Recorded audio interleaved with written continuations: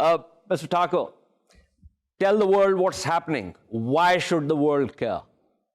Yeah, if they believe in justice, democracy, and peace, it seems to be that more often than not, unless you have oil, democracy is not important. In the case of Kashmir, we have hundreds of thousands of people that have been killed.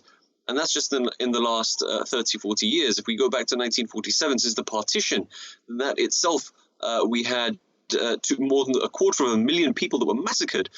Now, we know and we recognize that it was the British Empire, after its failing and when it created, or rather allowed the creation of Pakistan and India, that they made sure that the issue of success and development is going to remain stagnant. And the way they did that was maintaining the issue of Kashmir as a disputed territory and confining the subcontinent into a war zone.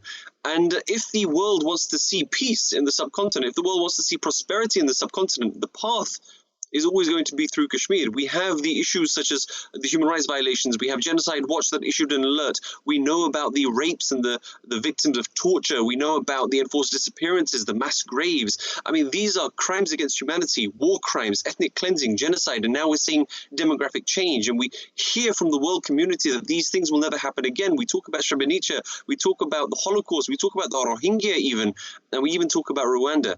And yet, when the people said never again, we're seeing it happen before our very eyes.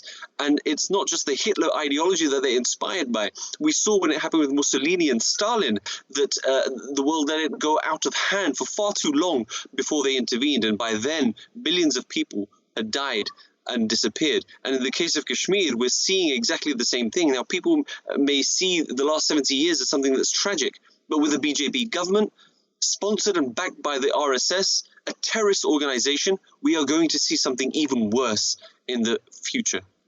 On this dark day, Narendra Modi, the Prime Minister of the most populous democracy, goes